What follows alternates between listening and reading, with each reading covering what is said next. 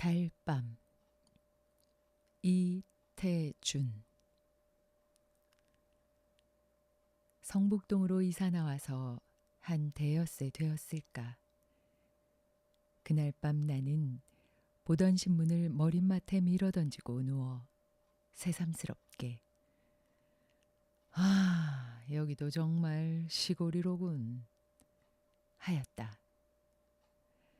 무어 바깥이 컴컴한 걸 처음 보고 시냇물 소리와 쏴 하는 솔바람 소리를 처음 들어서가 아니라 황수건이라는 사람을 이날 저녁에 처음 보았기 때문이다. 그는 말 몇 마디 사귀지 않아서 곧 못난이란 것이 드러났다. 이 못난이는 성북동의 산들보다 물들보다 조그만 지름길들보다 더 나에게 성북동이 시골이란 느낌을 풍겨주었다. 서울이라고 못난이가 없을 리야 없겠지만 대처에서는 못난이들이 거리에 나와 행세를 하지 못하고 시골에선 아무리 못난이라도 마음 놓고 나와 다니는 때문인지 못난이는 시골에만 있는 것처럼 흔히 시골에서 잘 눈에 띄인다. 그리고 또 흔히 그는 태고떼 사람처럼 그 우둔하면서도 천진스러운 눈을 가지고 자기 동리에 처음 들어서는 손에게 가장 순박한 시골의 정취를 돋워주는 것이다. 그런데 그날 밤 황수건이는 10시나 되어서 우리 집을 찾아왔다. 그는 어두운 마당에서 꽥 지르는 소리로 이댁이 문 안 서! 하면서 들어섰다. 잡담제하고 큰일이나 난 사람처럼 건넌방 문 앞으로 달려들더니 저 문안 서대문 거리라나요?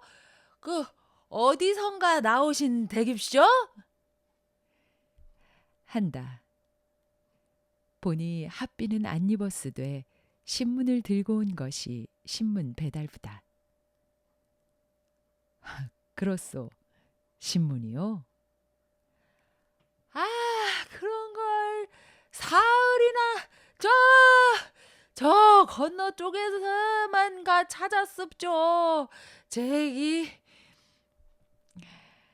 하더니 신문을 방에 들어뜨리며 그런데쇼. 왜 이렇게 쬐꼬만 집을 사고 와겠쇼? 내가 알았다면 이 안에 큰 개화집도 많은 거립쇼. 한다. 말이 황당스러워 유심히 그의 생김을 내다보니 눈에 얼른 두드러지는 것이 빡빡 깎은 머리로되 보통 크다는 정도 이상으로 골이 크다. 그런데다 옆으로 보니 장구대가리다. 그렇소. 아무튼 집 찾느라 수고했소. 하니 그는 큰 눈과 큰 입이 일시에 희죽거리며 뭐립쇼. 이게 제 업인뎁쇼. 하고 날래 물러서지 않고 목을 길게 빼어 방 안을 살핀다. 그러더니 묻지도 않는데 자는입쇼. 이 동네 사는 황수건이라 합니다. 하고 인사를 붙인다. 나도 깍듯이 내 성명을 대었다. 그는 또 싱글벙글하면서 댁엔 개가 없구먼입쇼. 한다. 아직 없어. 하니 개 그까짓 것 두지 마십시오. 왜 그렇소? 물으니 그는 얼른 대답하는 말이 신문 보는 집엔입쇼. 개를 두지 말아야 합니다. 한다. 이거 재미있는 말이다 하고 나는 아이, 왜 그렇소? 하고 또 물었다. 아, 이 뒷동네 은행소에 댕기는 집애입쇼. 그 망하지만한 개가 있는데쇼. 아이, 신문을 배달할 수가 있어야죠. 왜? 막 깨물려고 덤비는 거립쇼. 한다. 말 같지 않아서 나는 웃기만 하니 그는 더욱 신을 낸다. 그놈에게 그저 한번 양떡을 먹여대야 할 텐데 하면서 주먹을 부르대는데 보니 손과 팔목은 머리에 비기어 반비례로 작고 가느다랗다. 어서 고날 텐데 가 자시오. 하니 그는 마지못해 물러서며 선생님! 참, 이 선생님 편안히 주무십시오. 저희 집은 여기서 얼마 안 되는 거립시오. 하더니 돌아갔다. 그는 이튿날 저녁 집을 알고 오는데도 9시가 지나서야 신문 배달해 왔습니다! 하고 소리를 치며 들어섰다. 오늘은 왜 늦었어? 물으니 자연그럽죠? 하고 다른 이야기를 꺼냈다. 자기는 워낙 이 아래에 있는 삼산학교에서 일을 보다 어떤 선생하고 뜻이 덜 맞아 나왔다는 것. 지금은 신문 배달을 하나 원 배달이 아니라 보조 배달이라는 것. 저희 집엔 양친과 형님 내외와 조카 하나와 저희 내외까지 식구가 7이라는 것.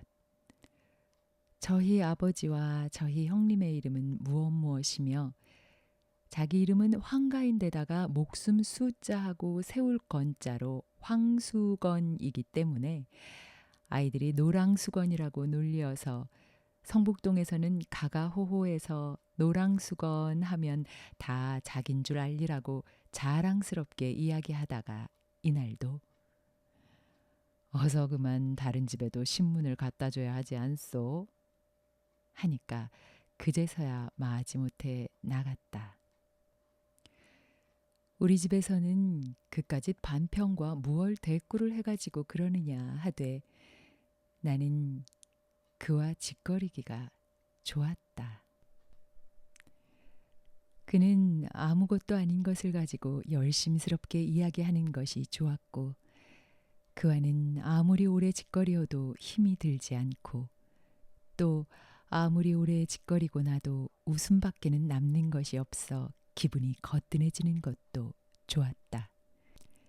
그래서 나는 무슨 일을 하는 중만 아니면 한참씩 그의 말을 받아주었다. 어떤 날은 서로 말이 막히기도 했다.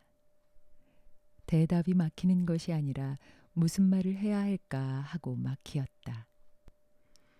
그러나 그는 늘 나보다 빠르게 이야깃거리를 잘 찾아냈다. 5~6월인데도 꿩고기를 잘 먹느냐고도 묻고 양복은 저고리를 먼저 입느냐 바지를 먼저 입느냐고도 묻고 소와 말과 싸움을 붙이면 어느 것이 이기겠느냐는 둥 아무튼 그가 얘기거리를 취재하는 방법은 기상천외로 여간 범위가 넓지 않은 데다 도저히 당할 수가 없었다. 하루는 나는 평생 소원이 무엇이냐고 그에게 물어보았다. 그는 그까짓 것 좀 얼른 대답하기는 누워서 떡 먹기라고 하면서 평소 소원은 자기도 원배달이 한번 되었으면 좋겠다는 것이었다. 남이 혼자 배달하기 힘들어서 한 20부 떼어주는 것을 배달하고 월급이라고는 원배달에게서 한 3원 받는 터라 월급을 20여 원을 받고 신문사 옷을 입고 방울을 차고 다니는 원배달이 제일 부럽노라 하였다. 그리고 방울만 차면 자기도 뛰어다니며 빨리 돌 뿐 아니라 그 은행소에 다니는 집 개도 조금도 무서울 것이 없겠노라 하였다. 그래서 나는 그럴 것 없이 아주 신문사 사장쯤 되었으면 원배달도 바랄 것 없고 그 은행소에 다니는 집 개도 상관할 바 없지 않겠느냐 한즉 그는 뚱그레지는 누나를 한참 굴리며 생각하더니 딸은 그렇겠다고 하면서 자기는 경란이 없어 거기까지는 바랄 생각도 못하였다고 무릎을 치듯 가슴을 쳤다. 그러나 신문사 사장은 이내 잊어버리고 원배달만 마음에 박혔던 듯 하루는 바깥마당에서부터 무어라고 떠들어대며 들어왔다. 이 선생님! 이 선생님 갭쇼! 저도 내일부터는 원배달이 올시다. 오늘 밤만 자면 입쇼. 한다. 자세히 물어보니 성북동이 따로 한 구역이 되었는데 자기가 맡게 되었으니까 내일은 배달복을 입고 방울을 막 떨렁거리면서 올 테니 보라고 한다. 그리고 사람이라는 게 그러게 무엇든지 끝을 바라고 붙들어야 한다고 나에게 일러주면서 신이 나서 돌아갔다. 우리도 그가 원배달이 된 것이 좋은 친구가 큰 출세나 하는 것처럼 마음속으로 진실로 즐거웠다. 어서 내일 저녁에 그가 배달복을 입고 방울을 차고 와서 쫄럭거리는 것을 보리라 하였다. 그러나 이튿날 그는 오지 않았다. 밤이 늦도록 신문도 그도 오지 않았다. 그 다음 날도 신문도 그도 오지 않다가 사흘째 되는 날에야 이날은 해도 지기 전인데 방울소리가 요란스럽게 우리 집으로 뛰어들었다. 어디 보자 하고 나는 방에서 뛰어나갔다. 그러나 웬일일까? 정말 배달복에 방울을 차고 신문을 들고 들어서는 사람은 황수건이 아니라 처음 보는 사람이다. 왜 전에 사람은 어디 가고 당신이요? 물으니 그는 제가 성북동을 맡았습니다. 한다. 그럼 전에 사람은 어딜 맡았소? 하니 그는 픽 웃으며 그까지 반편을 어딜 맡깁니까? 배달부로 쓰려다가 똑똑지가 못하니까 안 쓰고 말았나 봅니다. 한다. 그럼 보조 배달도 떨어졌어? 하니 그럼요. 여기가 따로 한 구역이 된 걸요. 하면서 방울을 울리며 나갔다. 이렇게 되었으니 황수건이가 우리 집에 올 일은 없어지고 말았다. 나도 가끔 문 안엔 다니지만 그의 집은 내가 다니는 길 옆은 아닌 듯 길가에서도 잘 보이지 않았다. 나는 가까운 친구를 먼 곳에 보낸 것처럼, 아니 친구가 큰 사업에나 실패하는 것을 보는 것처럼 못 만나는 섭섭뿐이 아니라 마음이 아프기도 하였다. 그 당자와 함께 세상의 야박함이 원망스럽기도 하였다. 헌데 황수건은 그의 말대로 노랑수건이라면 온 동네에서 유명은 하였다. 노랑수건 하면 누구나 성북동에서 오래 산 사람이면 먼저 웃고 대답하는 것을 나는 차츰 알았다. 내가 잠깐씩 보기에도 그랬거니와 그에겐 우스운 일화도 한두 가지가 아니었다. 삼산학교에 급사로 있을 시대에 삼산학교에다 남겨놓고 나온 일화도 여러 가지라는데 그중에 두어 가지를 동네 사람들의 말대로 옮겨보면 역시 그때부터도 이야기하기를 대단 즐기어 선생들이 교실에 들어간 새 손님이 오면 을에 손님을 앉히고는 자기도 걸상을 갖다 떡 마주놓고 앉는 것은 물론 마주 앉아서는 곧 자기류의 만담 삼매로 빠지는 것인데 한 번은 도 항무국에서 시학관이 나온 것을 이따위로 대접하였다. 일본말을 못하니까 만담은 할 수 없고 마주 앉아서 자꾸 일본말을 연습하였다. 센세이히 오하요 고자이마스카? 아메가 후리마스 유키가 후리마스카. 시학관도 인정이라 처음엔 웃었다. 그러나 10번 20번을 되풀이하는 데는 성이 나고 말았다. 선생들은 아무리 기다려도 종소리가 나지 않으니까 한 선생이 나와 보니 종칠 것도 잊어버리고 손님과 마주 앉아서 오하요 유키가 후리마스카 하는 판이다. 그날 수건이는 선생들에게 단단히 몰리고 다시는 안 그러겠노라고 했으나 그 버릇을 고치지 못해서 그에 쫓겨나고 만 것이다. 그는 너의 색시 달아난다 하는 말을 제일 무서워했다 한다.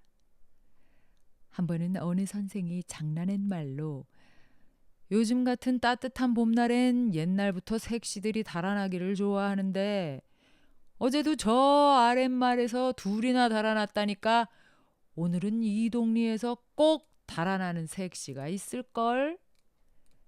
했더니 수건이는 점심을 먹다 말고 눈이 휘둥그레졌다 한다. 그리고 그날 오후에는 어서 빨리 하악을 시키고 집으로 갈 양으로 50분 만에 치는 종을 20분 만에, 30분 만에 함부로 다가서 쳤다는 이야기도 있다. 하루는 나는 거의 글을 잊어버리고 있을 때 이 선생님 갭쇼! 하고 수건이가 찾아왔다. 반가웠다. 선생님, 요즘 신문이 거르지 않고 잘 옵쇼? 하고 그는 배달 감독이나 되어온 듯이 묻는다. 잘 오. 왜 그류? 한즉 또 늦지도 않kup쇼? 일찍이 제때마다 꼭꼭 옵쇼? 한다. 당신이 들를 때보다 3시간은 일찍 오고 날마다 꼭꼭 잘 오. 하니 그는 머리를 벅적벅적 긁으면서 하루라도 걸르기만 해라. 신문사에 가서 대뜸 일러 바치지. 하고 그 빈약한 주먹을 부르댄다. 그런데쇼 선생님, 왜 그려? 삼산학교에 말이에요.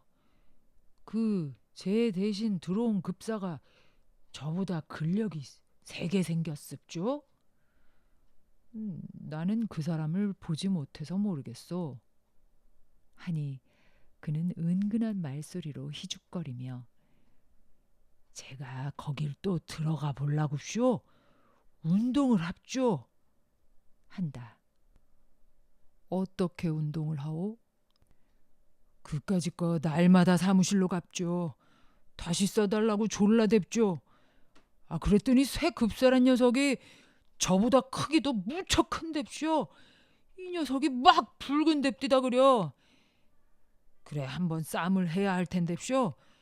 그 녀석이 근력이 얼마나 센지 알아야 덤벼들 텐뎁쇼. 그렇지. 못 모르고 대들었다 매만 맞지. 하니 그는 한 걸음 다가서며 또 은근한 말을 한다. 그래서쇼. 어쩌녁엔 큰 돌멩이를 하나 굴려다 삼산학교 대문에다 놨습죠. 그리고 오늘 아침에 가보니까 없어졌는데쇼. 이 녀석이 나처럼 억지로 굴려다 버렸는지 번쩍 들어다 버렸는지 그만 못 봤거든입쇼. 제길. 하고 머리를 긁는다. 그러더니 갑자기 무얼 생각한 듯 손뼉을 탁 치더니 그런답쇼. 제가 온 거닙쇼. 댁에선 우두를 넣지 마시라고 왔습죠. 한다. 우두를 왜 넣지 말란 말이오? 한즉 요즘 마마가 다닌다고 모두 우두들을 넣는답쇼. 우두를 넣으면 사람이 근력이 없어지는 법인답쇼. 하고 자기 팔을 걷어올려 우두 자리를 보이면서 이걸 봅쇼. 저는 우두를 이렇게 넣기 때문에 근력이 줄없었죠. 한다. 우두를 넣으면 근력이 준다고 누가 그럽디까? 물으니 그는 싱글거리며 아, 제가 생각해냈습죠. 한다. 왜 그렇소? 하고 캔이 뭘 저 아래에 윤금보라고 있는데 기운이 장산됩쇼. 삼산학교 그 녀석도 우두만 넣었다면 그까짓 거 무서울 것 없는데쇼. 그걸 모르겠거든입쇼. 한다. 나는 그렇게 용한 생각을 하고 일러주러 왔으니 아주 고맙소. 하였다. 그는 좋아서 벙긋거리며 머리를 긁었다. 그래, 삼산학교에 다시 들기만 기다리고 있어? 물으니 그는 돈만 있으면 그까짓것 누가 고스카이 노릇을 합쇼. 미천만 있으면 삼산학교 앞에 가서 뻐젓이 장사를 할 텐데쇼. 한다. 무슨 장사? 방학될 때까지 참이 장사도 하고쇼.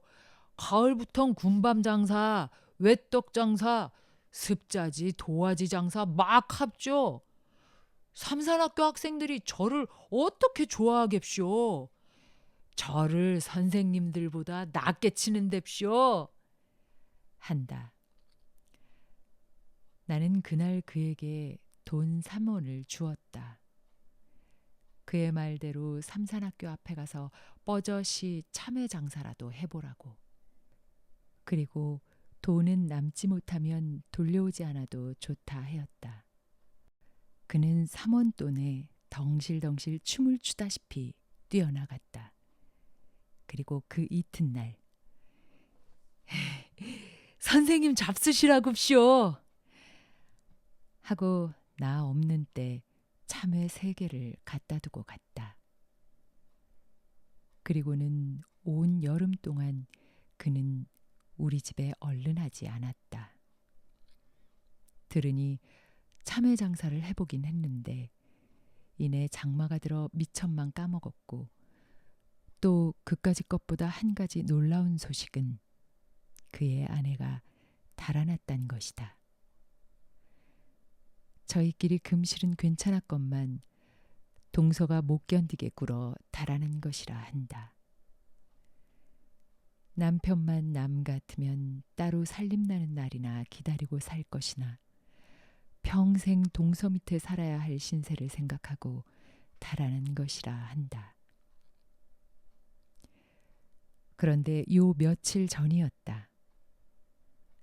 밤인데 달포만에 수건이가 우리 집을 찾아왔다. 웬 포도를 큰 것으로 5-송이를 종이에 싸지도 않고 맨손에 들고 들어왔다. 그는 벙긋거리며 선생님 잡수라고 사왔습죠. 하는 때였다. 웬 사람 하나가 날쌔게 그의 뒤를 따라 들어오더니 다짜고짜로 수건이의 멱살을 움켜쥐고 끌고 나갔다. 수건이는 그 우둔한 얼굴이 새하얗게 질리며 꼼짝 못하고 끌려나갔다. 나는 수건이가 포도원에서 포도를 훔쳐온 것을 직각하였다. 쫓아나가 매를 말리고 포도값을 물어주었다. 포도값을 물어주고 보니 수건이는 어느 틈에 사라지고 보이지 않았다. 나는 그 5송이의 포도를 탁자 위에 얹어놓고 오래 바라보며 아껴 먹었다. 그의 은근한 순정의 열매를 먹듯 하나를 가지고도 오래 입안에 굴려보며 먹었다. 어제다. 문 안에 들어갔다 늦어서 나오는데 불빛 없는 성북동 길 위에는 밝은 달빛이 깁을 깐 듯 하였다. 그런데 포도원길을 올라오노라니까 누가 말지도 못한 목청으로 사계와 나비다카 타메이키카를 부르며 큰 길이 좁다는 듯이 휘적거리며 내려왔다. 보니까 수건이 같았다. 나는 수건인가? 하고 아는 체 하려다 그가 나를 보면 무안해할 일이 있는 것을 생각하고 휙 길 아래로 내려서 나무 그늘에 몸을 감추었다.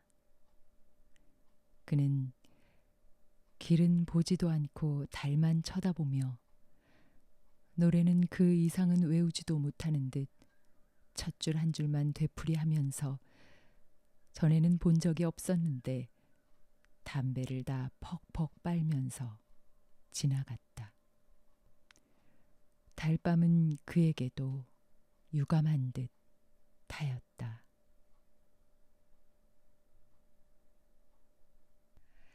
안녕하세요.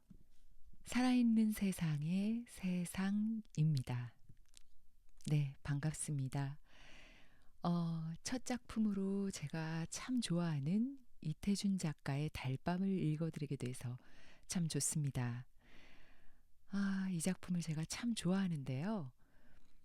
우선 어떤 교훈이나 계몽적 메시지도 없는 그냥 그 정서를 담담하게 그려내는 게 참 좋습니다. 그 당시의 어떤 그 시대의 분위기, 그 분위기를 굉장히 감각적이고 섬세하게 표현했다고 생각이 드는데요. 그 시대를 살아낸 사람들의 고독하고 감성적인 시각이 느껴지는 것 같습니다. 그리고 또 간결한 문체에 담긴 작가의 깊이 있는 시선이 참 좋습니다. 먼저 그 분위기, 그러니까 고요한 밤에 달빛이 비추는 어두운 공간이 주는 그 서정적인 느낌이 너무 좋고요. 그 문장, 시냇물 소리와 쏴 하는 솔바람 소리 같은 그런 어떤 당시 시골이었던 성북동을 묘사하는 그 표현도 너무 정겨운 것 같습니다. 사실 지금과 비교를 해보면 조금 상상이 안 가기는 해요. 지금도 뭐 성북동은 참 아름답긴 합니다. 성곽이 있고 또 아름다운 길상사가 있고 넓은 보도블록에 예쁜 카페가 있고요.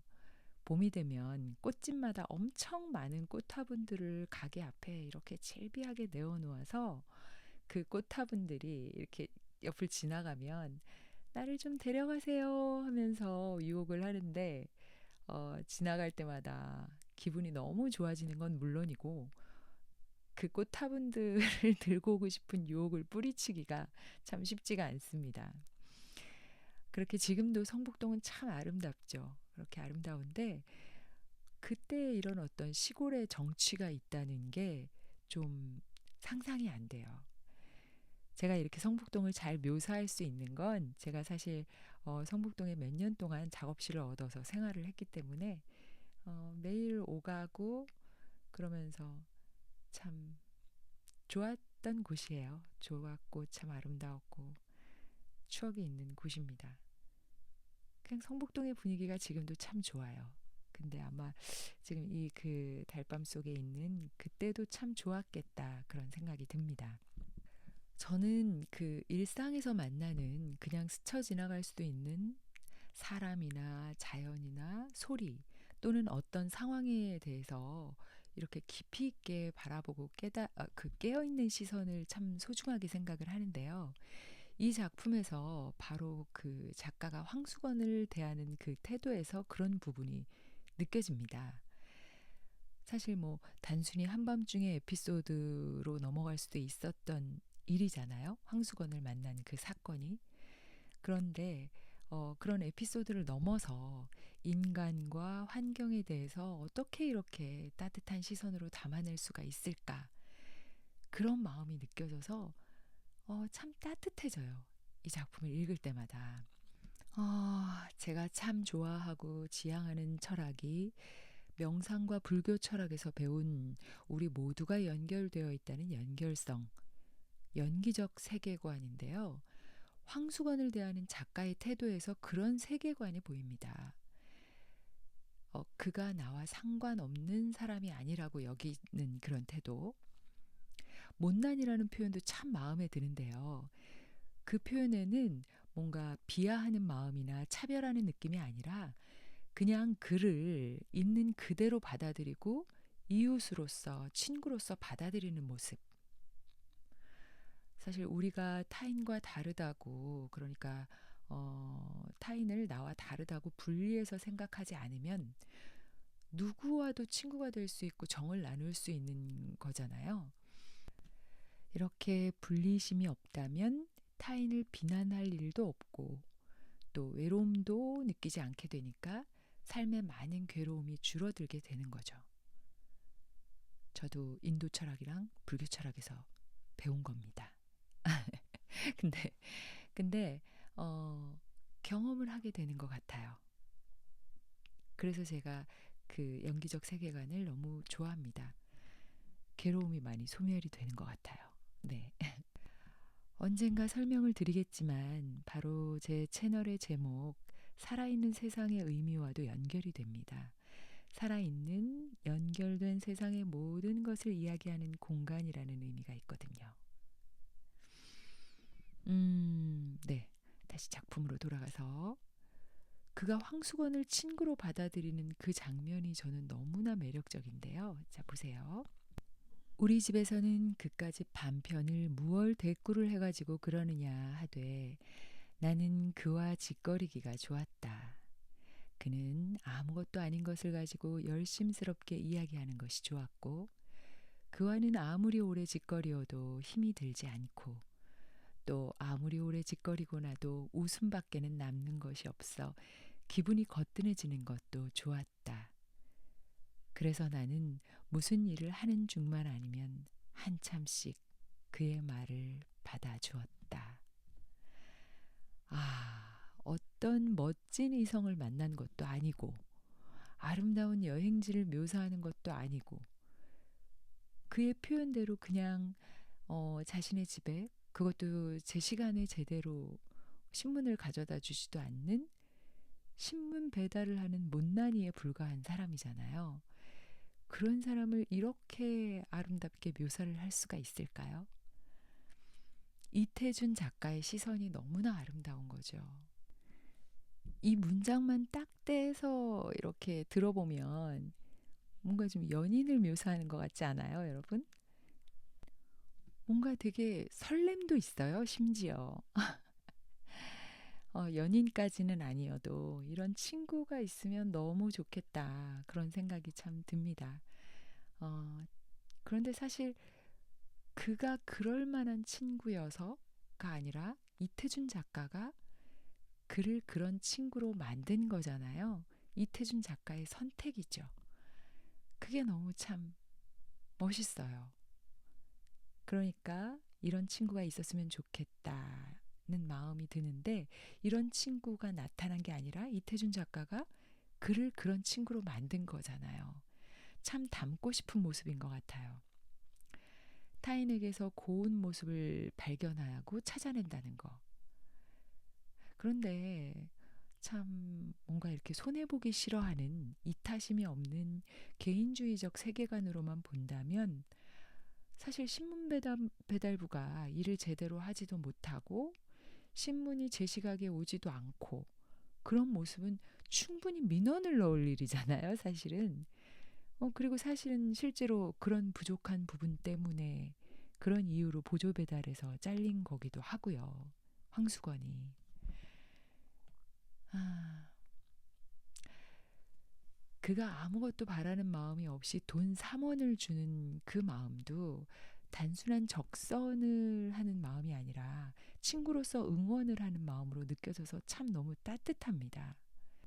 우리가 삶에서 너무나 다양한 이 세상에 살아있는 우리와 연결된 많은 소수자들과 더불어 살아가기 위해서는 여기에는 물론 동물과 식물도 포함이 되겠죠. 바로 이 이태준 작가의 세계관과 태도를 배워야 하지 않을까 생각을 합니다. 아, 그리고 여러분, 이 작품의 배경인 이태준 작가의 집이 지금도 성북동에 있거든요. 혹시 알고 계실까요? 수연산방이라고 전통 가옥으로 보존이 되어 있고 카페로 운영이 되고 있습니다. 수연산방이라는 이름은 자연스러움을 지키는 산속의 집 또는 자연을 지키며 사는 공간이라는 뜻으로 해석을 할 수 있어서 이태준 작가가 지은 이름은 아니지만 이 이름에 자연에 대한 애정과 고요함을 담고 있는 것 같아서 작가와 참 잘 어울리는 것 같습니다. 성북동 가실 일 있으시면 꼭 한번 가보셔도 좋을 것 같고요. 좀 차값이 비싸긴 합니다. 그런데 차가 참 맛있어요.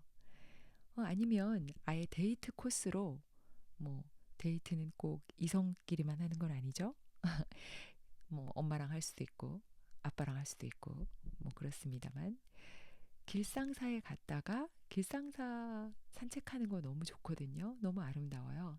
길상사에 가셨다가 뭐 시간이 맞으면 거기서 공양간에서 공양을 드시는 것도 좋고 그리고 쭉 걸어 내려오셔서 수연산방에서 차를 마시는 것도 너무 데이트 코스로서 참 너무 좋은 것 같아요. 추천드립니다.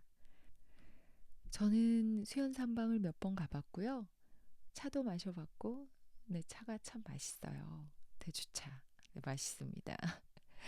그리고 그 수연산방 앞마당에서 바로 이 달밤을 낭독 공연으로 공연을 했었던 적이 있습니다.